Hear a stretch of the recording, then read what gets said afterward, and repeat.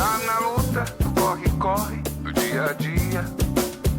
Mamita é fria, mas precisa ir trabalhar. Essa rotina em toda firma começa às 7 da manhã. Patrão reclama e manda embora quem atrasar. Trabalhador brasileiro, e sem dinheiro vai dando um jeito, vai pro serviço. É compromisso, vai ter problema se ele faltar. Salário é pouco, não dá pra nada, desempregado também não dá. E desse jeito a vida segue sem melhorar. Trabalhador brasileiro, trabalha igual burro e não ganha dinheiro. Trabalhador brasileiro, trabalhador. Olá, amigos e amigas, começamos esse programa Sindicatos em Movimento, programa do Sindicato dos Trabalhadores da Indústria Metalúrgica de Nova Friburgo, Sindicato dos Têxteis, Sindicato dos Vestuários, Sindicato Metalúrgico e ainda temos os sindicatos dos bancários junto com a gente. A intenção desse programa é trazer o debate do que está acontecendo na nossa cidade, no país, no estado. Você pode entrar em contato com a gente pelo telefone 2522-3164, através do nosso e-mail, sindicatosemmovimento@gmail, ou também você pode assistir a reprise desse programa lá no YouTube. Nós temos um canal, né, Sindicatos em Movimento. Você vê a reprise e você entra em contato com a gente, que é legal sempre trazer aí informações do que está acontecendo na nossa cidade e no nosso país. Queríamos agradecer aí o apoio dos sindicatos, é importante porque informar os trabalhadores é sempre bom. Hoje eu vou bater um papo, uma conversa com o nosso amigo, deputado estadual Marcelo Freixo. Olá, Marcelo. Olá, Gil. Prazer estar aqui com vocês. Marcelo, esse programa ele é patrocinado pelos sindicatos e a intenção nossa do movimento sindical é sempre trazer na mídia alternativa o que está acontecendo na cidade, no país, né, no mundo. Outro dia veio um professor Rico aqui para falar lá dessa situação dos exilados, daquela tragédia humana que está acontecendo na Europa e a gente também, na Síria, aquele canto ali está muito difícil, né? Mas a gente tem essa intenção de fazer um debate diferenciado. E você em Friburgo, a gente não podia deixar de conversar contigo aqui. Imagina. Primeiro que você já tem um vínculo com a gente aqui, Lumiar, São Pedro, você está sempre aí com É verdade, eu sou um apaixonado por esse canto aqui do Rio de Janeiro. Sempre que eu posso, infelizmente, ultimamente eu tenho conseguido pouco tempo, tá, de trabalho, muito trabalho. Mas sempre que eu posso eu dou uma escapada aqui para São Pedro da Serra, Lumiar, Boa Esperança. É o meu recanto, é onde eu recarrego as minhas baterias para enfrentar a loucura que é a cidade do Rio de Janeiro. Eu adoro, sou apaixonado e muitos amigos aqui, né? E hoje você tem já 0 grau por aí, você já pode começar a vestir uma roupa. A gente vem lá, porque quando faz muito frio no Rio de Janeiro, bate 20 graus, né? Então pega os casacos, né? Passou de 20 é Sibéria pra gente, né? A gente não está acostumado, não. Então hoje você já pode se preparando que a coisa está feia. Mas Marcelo, além disso, é o seguinte, nós temos hoje uma conjuntura política nacional, e eu vou aproveitar a sua presença, que é a conjuntura política nacional, que tem nos preocupado muito, né? A gente vê que a direita, e a direita raivosa, está se levantando, né, através dessa situação política que está acontecendo, e o pessoal tem se colocado numa postura muito coerente no sentido de ir contra esse Estado que está rolando, essa armação, esse golpe que se arrumou no Brasil, mas também deixar bem claro que nós não concordamos com muita coisa que vinha acontecendo com o governo, mas que o partido tem uma postura que defende contra esse desrespeito, que a gente pode falar até da nossa Constituição, né? Exatamente isso. A gente vive uma conjuntura nacional hoje das mais delicadas, mas tem um lado positivo, né? Todo mundo nas ruas falando sobre política. É verdade. O porteiro, o gari, né, a professora, o aluno, o pai, o avô, o vizinho, todos falam de política. Podem não ter a mesma opinião, mas isso é bom, né? Nós verdade. Vivemos aí 21 anos de uma ditadura civil-militar, onde as pessoas não podiam falar, não podiam viver, respirar a política. Hoje podem e estão fazendo isso. Claro que tem um setor dessa política que emerge que nos assusta. Quando você vê uma declaração racista, quando você vê uma declaração homofóbica, quando você vê uma declaração de homenagem a um ditador que foi um torturador. Isso, eu até acho, Edil, que a gente precisa chamar a atenção. Existe um pensamento mais conservador, o pensamento da direita, o pensamento da esquerda, quem está mais pelo centro, tudo é saudável. Mas o fascismo ele não está no campo da democracia, porque ele é uma ameaça à democracia. Então alguém que homenageia um torturador, alguém que faz uma declaração que é racista, ele deve, evidentemente, ser enfrentado e ser derrotado. Porque isso não está no campo da diferença, isso está no campo daquele que elimina a diferença. Isso custou muito caro para a história do planeta, né? Quem assistiu o que aconteceu na Alemanha na década de 30, né? O que aconteceu nas ditaduras que se espalharam pela América Latina, ninguém tem saudade disso, não é isso. Então, que a democracia ela possa ser a expressão das nossas diferenças. Tem diferença em casa. É verdade. Quem hoje falando sobre política em casa não tem diferença. Não pensa diferente do filho, da mulher, né, do primo, do irmão. Esse debate é saudável. Não? O que a gente só nos preocupa às vezes é como que está se dando, né? Como que ele vai se encaminhando. Isso é bom. Né? E tem muita gente falando sobre política, muito garoto falando sobre, muita juventude começando a se interessar pela política, isso é bom. Quando não se interessa, não tem opinião, aí é que é a tragédia. Aí é que a gente vê muita gente sendo eleita. Imagina, a sociedade brasileira se assustou muito naquela votação do impeachment, porque foi apresentada ao Congresso. Muita gente não conhecia, não sabia quem eram os deputados. Eu não sabia que Sérgio Reis era deputado, não. Não, essa é a brincadeira, né? Todo mundo... Teve gente que olhou aquilo ali e falei, o que é isso? As pessoas dedicando o voto à sua esposa, e depois, como publicou a Folha de São Paulo, manda mensagem para amante, né? O Deus e o seu local, quer dizer, um nível muito baixo, né? de a mulher que fala do marido, o marido é preso no dia seguinte, né? Então um congresso que envergonhou muito o brasileiro. Isso é resultado de um congresso, de um Brasil que discutia pouco política, falava pouco de política. Então se elege aquele cara que compra o voto, que ninguém conhece. Isso precisa acabar. Então, se as pessoas hoje estão falando de política, estão falando de impeachment, mesmo quem era favorável, quem era contrário, não tem problema nenhum. Isso é bom. Nós do PSOL tivemos uma posição muito clara. Né? Nós não concordávamos com o governo da Dilma. Muitas críticas ao governo da Dilma. O governo da Dilma foi um governo ruim. Um governo que economicamente a gente não concordava com nada, levou o país para uma crise muito grande. Nós não éramos da base do governo, não tínhamos nenhum cargo no governo, mas entendemos, em respeito à democracia, que pedalada fiscal, né? Título de crédito suplementar não é crime de responsabilidade. Nunca foi. Se isso fosse crime de responsabilidade, todos os governadores do Brasil, inclusive o nosso aqui, o Pezão, tinham que ser caçados, tinham que ser empichados, todos. E não foram. Fernando Henrique Cardoso fez a mesma coisa, Lula fez a mesma coisa, né? Nunca foi. Então, evidentemente, é por isso que a gente diz que foi um golpe. Não tem nada a ver com defesa do governo Dilma. O governo Dilma foi ruim, a gente não concorda com ele. Mas eu também não concordo com o governo do Pezão e não estou pedindo impeachment do Pezão. É verdade. Porque tem que ter crime de responsabilidade. Então nós mantivemos a coerência da gente. Parabéns à bancada do PSOL que teve coerência, que se colocou, que está discutindo uma proposta de saída dessa crise concreta, mas que defendeu a democracia do início ao fim. E uma das coisas, nós estamos num programa dos sindicatos, e uma das coisas que nos preocupa, e tem preocupado o movimento social, o movimento sindical, é porque existe por trás desse pseudo-episódio aí da impeachment, existe uma coisa orquestrada pela direita, ou por um setores da direita, que é retirada de direitos dos trabalhadores. É retirada de direitos, diminuir a intervenção da sociedade. Isso que a gente está elogiando aqui, que é a questão da volta do debate, e indiretamente as pessoas não estão percebendo que existe uma armação por trás para dificultar. Né? Edil, se você olhar, e eu tive esse cuidado, viu, de olhar o programa do Michel Temer, que é o chamado Ponte para o Futuro, eu escrevo toda semana na Folha de São Paulo, toda terça-feira, né, tem artigo meu na Folha de São Paulo. Eu escrevi um artigo que eu chamei Pinguela para o Passado, porque aquilo não é uma ponte para o futuro. Se você olhar o documento do PMDB, que eles anunciam que será a base do governo deles, é assustador. Então, para a população de Friburgo que está nos assistindo, por exemplo, ninguém discorda de que tem que ter investimento em saúde e educação, não é? Mesmo o cara que tem um filho na escola particular, mesmo o cara que tem plano de saúde, o que ele diz? Tem que ter investimento em educação e saúde. Este programa do Michel Temer, do PMDB, está dizendo que aquele mínimo constitucional vai deixar de existir. Você não terá o mínimo para investir em educação e saúde. Porque esse dinheiro vai ser jogado para pagamento de dívida, ou seja, para pagar banco. Eles estão reduzindo a idade mínima de trabalho de 16 para 14 anos, vai aumentar a exploração do trabalho infantil.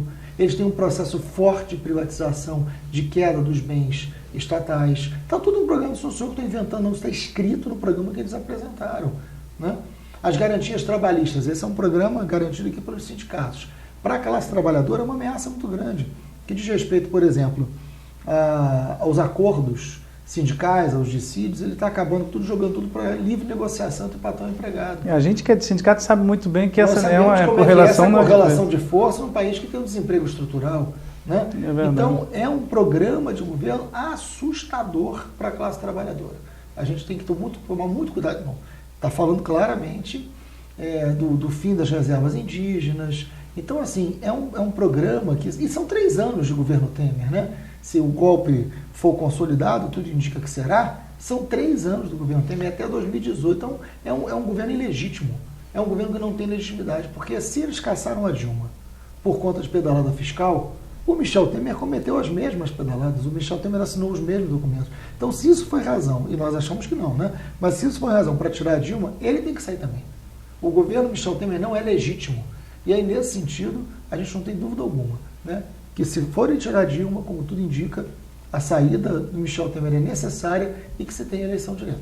Porque eu acho que está tomando corpo esse debate, né, no meio social, justamente isso, porque se existe a tirada da Dilma, o governo Temer sem legitimidade e sem representatividade, né, o Temer, voto popular nenhum.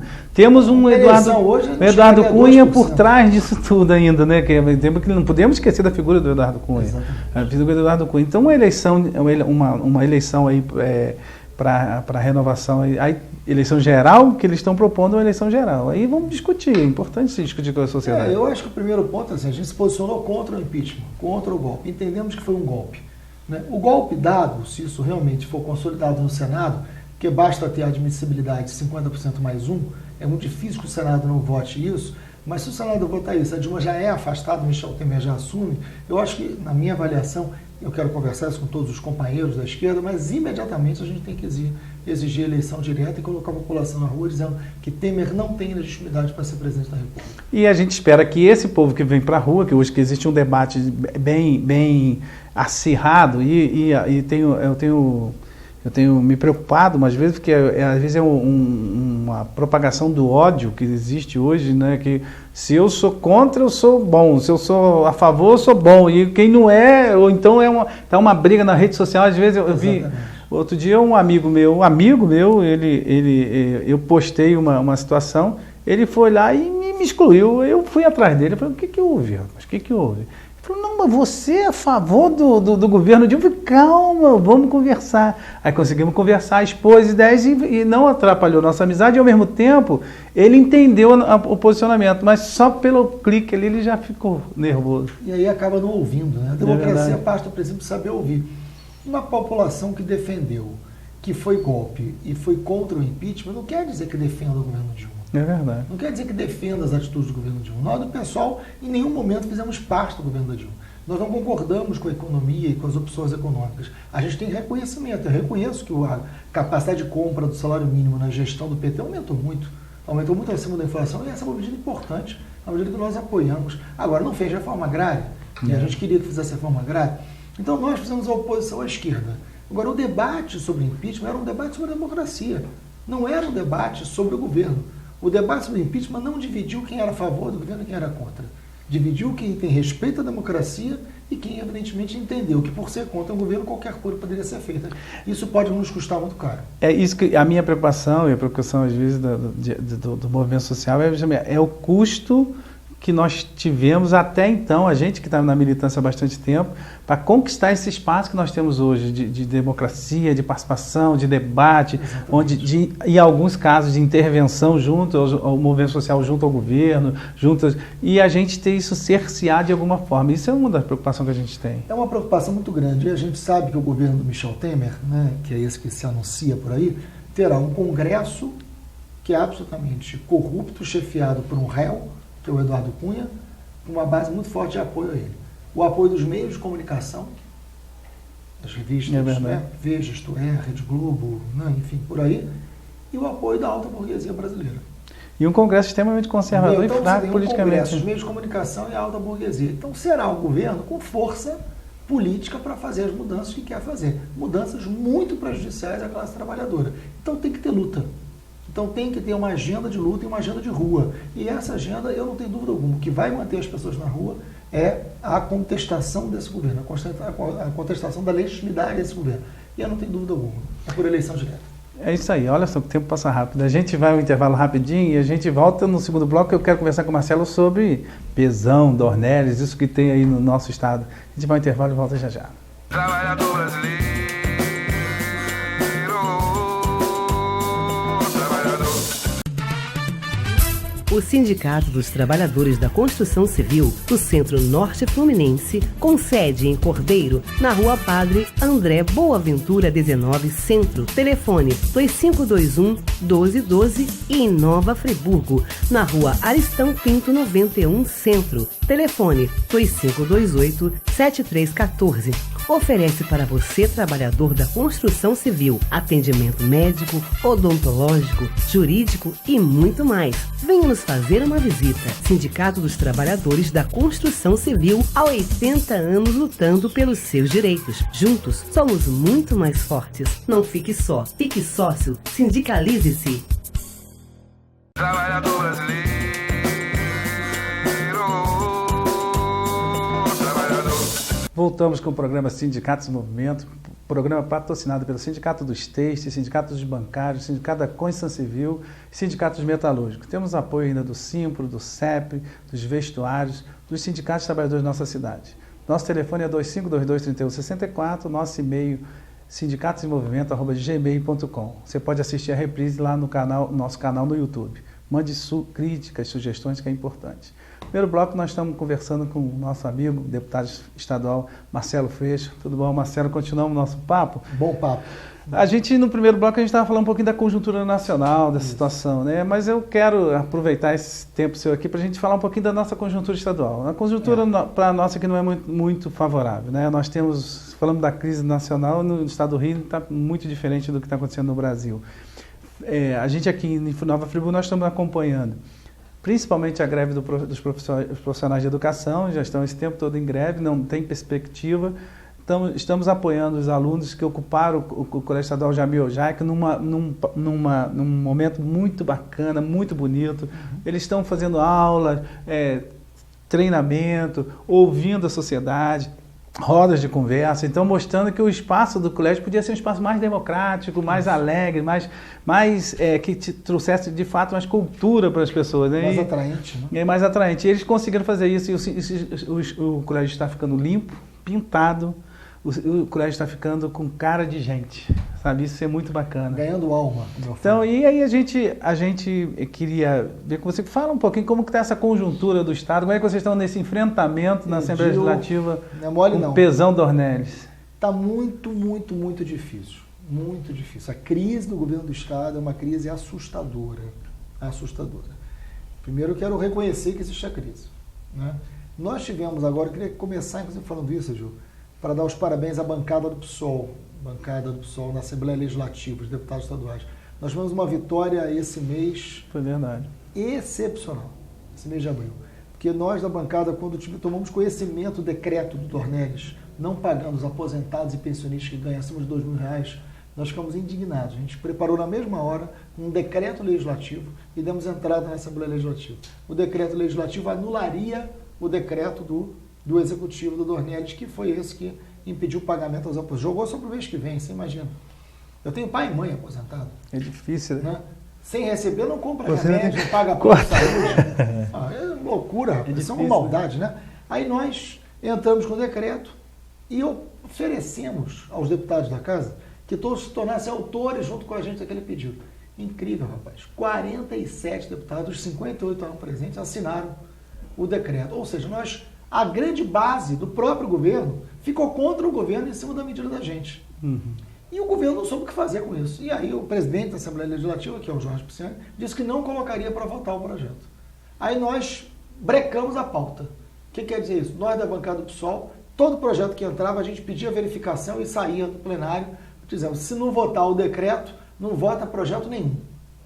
E conseguimos brecar a pauta 2 dias seguidos. E entramos na justiça contra o governo, dizendo que aquele decreto do governador era inconstitucional.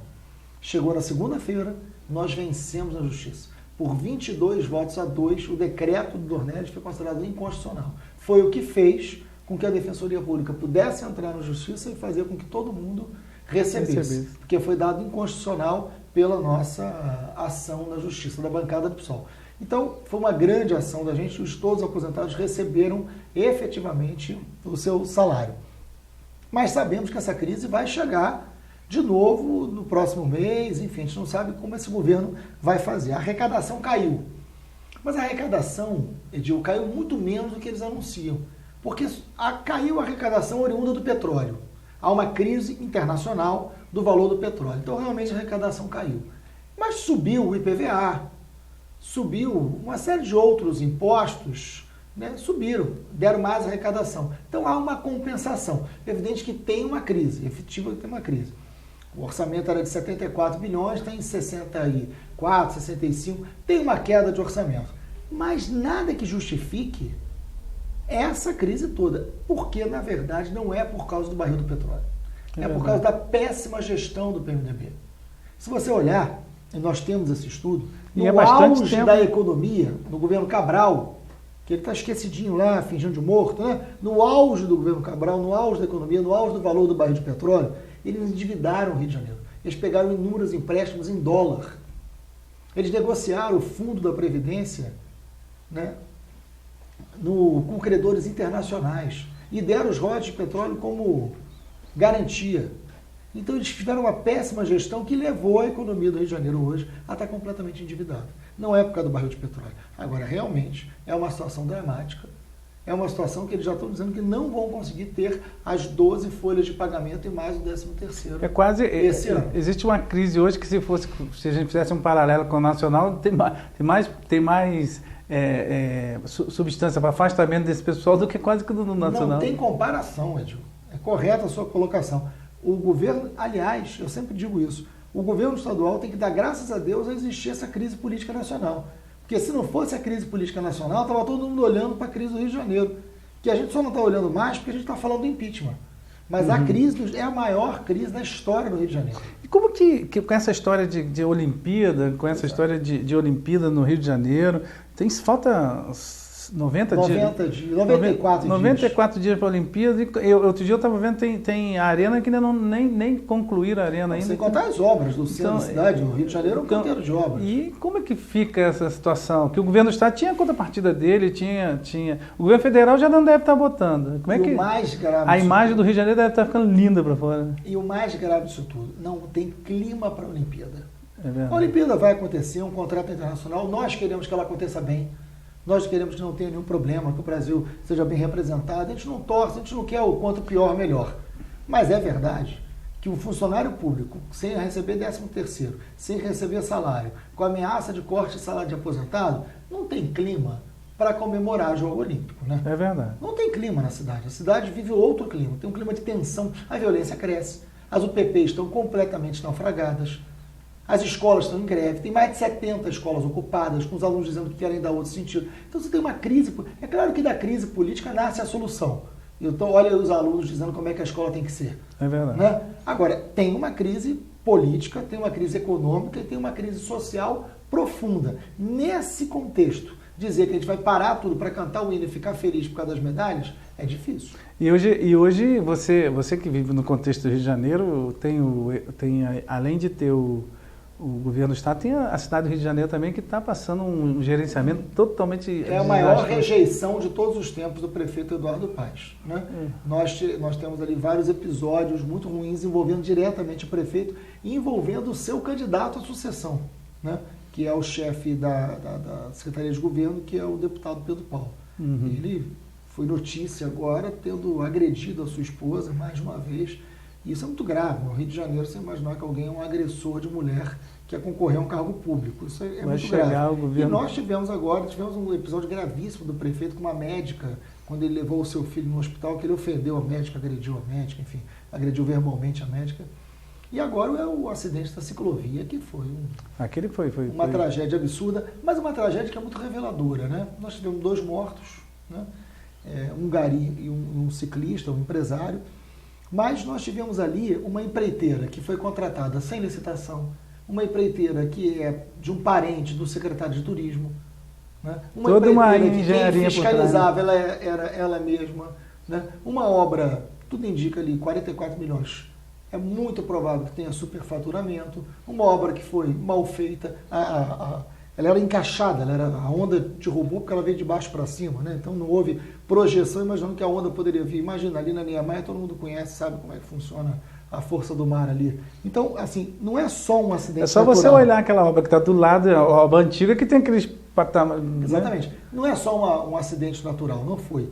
Por trás da relação da empreiteira com o poder público se revela muito do que se transformou o Rio de Janeiro nesses últimos anos. Então há essa crise também na cidade, há uma crise econômica e política no Estado e a crise nacional fruto desse impeachment. Ou seja, é um momento do Rio de Janeiro muito delicado. A gente tem dificuldade para saber o que vai acontecer. Fato é que clima para a Olimpíada não tem nenhum. Isso que eu ia falar, a gente lamenta porque é um momento bacana, a Olimpíada, Imagina, que você reúne gente do mundo todo para, né, num disputa, tem a disputa, mas é um momento de confraternização mundial. É bacana receber o mundo, né, na sua verdade. cidade, é bacana torcer pelo país. Eu gostaria muito que a gente conseguisse superar isso, mas não vejo o caminho. Eu acho que se o funcionário público tiver sem salário, a cidade completamente engarrafada, as escolas sem alma, né? Ou seja, o Rio de Janeiro naquilo que eles transformaram de um lugar para se ganhar dinheiro mais difícil de se viver.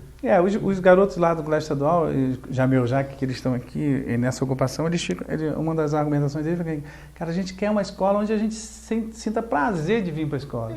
E aí é o que está acontecendo, a gente vê a administração vai expulsando, né? E aí, Marcelo, falando um pouquinho que nós não estamos muito diferentes na Nova Friburgo.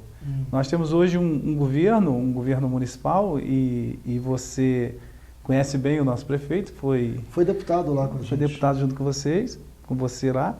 O nosso prefeito, ele é um governo centralizador, é um governo que popularidade também zero. Para você ter ideia, tem pesquisa que não dialoga com a sociedade. E a gente não tem, o movimento social não tem acesso nenhum a nada no governo. Sabe, os conselhos, o Conselho de Saúde, o Conselho de Educação tentam interagir, mas vão até um determinado momento, quando precisa da ação do governo, nós não conseguimos, porque o governo, realmente, Friburgo está carecendo de fato de um governo participativo, que as pessoas sejam ouvidas, e que invistam verdadeiramente nas pessoas. Você tem uma educação aqui básica, deficitária, e a saúde um caos, a nossa saúde. Pra você ter ideia, Friburgo, hoje o último dado que eu me lembro agora é 2.900 casos de dengue em Nova Friburgo. Nossa. Em Nova Friburgo, a gente falava, Friburgo não tem dengue. Eu falava, eu mesmo, eu fui vítima, tive dengue hemorrágica, peguei dengue hemorrágica, fiquei mal. Por quê? Porque a gente não sabe mais hoje onde tem, porque não existe nada. Nós temos companheiros que trabalham na Secretaria de Endemia lá, que Friburgo precisava de ter 100 agentes, tem 10. Que isso? Tem 10 agentes, mas em compensação tem 1.300 carros comissionados. Então são coisas. Então Friburgo não está diferente do contexto nacional. E o mundo está pedindo. Se olhar para a Espanha, se olha para os Estados Unidos, a eleição dos Estados Unidos nesse momento, né? É verdade. Você olha para o mundo inteiro, o que o mundo está pedindo é a ampliação da democracia. O que esses garotos que ocuparam as escolas estão dizendo? A gente quer uma escola mais democrática. A gente quer uma escola mais com a nossa cara. O que os movimentos de rua, né, de cultura estão fazendo nós queremos participar mais da sociedade. Nós queremos mais democracia. Mesmo nesse ambiente de crise profunda, política, econômica e social, o que as pessoas estão desejando eu quero participar mais. É uma pena que Friburgo esteja na contramão. Você tem ideia aqui em Friburgo? Friburgo nós temos essa Praça Getúlio Vargas aqui, que é projetada pelo aquele Glaziu, que é um paisagista, ele projetou e são eucaliptos, porque o Friburgo era um pântano. Uhum. O senhor excelentíssimo, o senhor prefeito, veio e cortou os eucaliptos. Se o movimento social criar um movimento para abraçar, a gente literalmente abraçar, o pessoal se acorrentou os eucaliptos, conseguimos barrar, através do IFAM, barrar a poda dos eucaliptos. Se você passar a nossa praça, ela foi descaracterizada totalmente por uma ação do prefeito que falou que queria reurbanizar a coisa. Sem consultar ninguém. Não levou em consideração o tombamento dos fãs, não levou em consideração o patrimônio histórico, não levantou a história daquela praça. Ele nem pode fazer isso. Nem pode. Aí já estamos aí na justiça conseguindo barreirar. O transporte Friburgo hoje, você tem ideia, só para te relatar, você vê que você não está fora, nós não estamos fora do contexto. Friburgo hoje é um transporte coletivo totalmente deficitário. onde a passagem é R$ 3,80 a passagem aqui, e nós tínhamos uma integração, a estação de integração, colocou-se a integração agora no cartão, modernizar, só que agora criaram uma zona de exceção, então você não pode integrar em determinado local, então o trabalhador que vinha de um bairro integrar via para outro, não pode mais, está pagando 2 passagens, e aumentou-se a passagem em 25%. Então, a gente vê tudo que isso... E essa semana o seu prefeito estava em São Paulo, visitando a fábrica que vai fornecer ônibus para a empresa FAO em Friburgo. O que o prefeito foi em São Paulo visitar a fábrica que estava... Então, você vê como que o contexto municipal não está muito diferente do... Não, e lamentavelmente reproduz os erros, né? Não os acertos. É verdade. Tem acertos aí para você reproduzir pelo mundo inteiro, né? E a gente sempre fala assim... mas vocês da esquerda sempre falam em mais democracia, e aí o pessoal da direita gosta de dizer que a gente fala de Cuba, né? Não, Edil. Se você for para Nova York hoje, e eu tive cuidado de ir para lá para estudar, para ver como é que está a prefeitura. Nova York, hoje a prefeitura não faz uma obra se não consultar os moradores. Isso que aconteceu aqui na Praça Getúlio Vargas, em Friburgo, jamais aconteceria em Nova York. Jamais aconteceria numa prefeitura fazer uma obra, fazer uma intervenção numa praça, se os moradores não forem consultados. Isso em Nova York. Em Paris, em Berlim, e no as capital, cidades, no capital, as cidades que funcionam melhor, e são cidades grandes, né? A prefeitura consulta os moradores, a prefeitura dialoga com os moradores, cria conselho de moradores, porque quanto mais participativa for a cidade, melhor para governar a cidade, porque as pessoas cuidam mais da cidade. Então a democracia faz bem, as pessoas não têm que ter medo da democracia.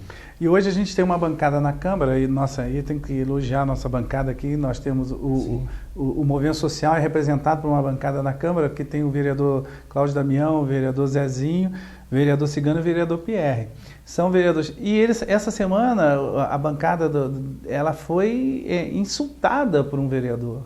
Simplesmente foi deprimente. A gente está aqui até para repudiar a ação do vereador, que com posições homofóbicas, posições racistas, fascistas, em relação à bancada, simplesmente porque a bancada, sabe por quê? O prefeito ele apresentou um projeto que tem um concurso público aberto para convocar as pessoas.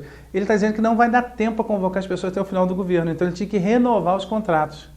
A nossa bancada entendeu, tudo bem, vamos renovar os contratos, porque não pode parar a máquina. Claro. Mas só que dentro do bojo do renovação do contrato, ele pediu autorização para contratar mais 500. Não, aí não é renovação. Aí você viu o jornal hoje, ele diz o seguinte, que vai ter que ter um corte de 10% na receita, porque como é que ele queria contratar mais 500? Aí a nossa bancada foi contra, conseguiu derrotar e já viu, mexeu nos interesses eleitorais. Porque sabe lá de onde viriam esses 500, né? Então é isso. Então, para te situar que você nos colocou uma situação aqui a nível nacional, estadual, que nós realmente vivemos um momento de crise, mas eu sempre tenho dito que a gente precisa nunca perder a esperança, lutar, que com a luta a gente pode conseguir. Então você possa dar as suas considerações finais aí. Prazer estar aqui, muito obrigado. Parabéns aos sindicatos que conseguem esse espaço tão democrático. Uma das lutas tão importantes hoje no Brasil é pela democratização dos meios de comunicação, né?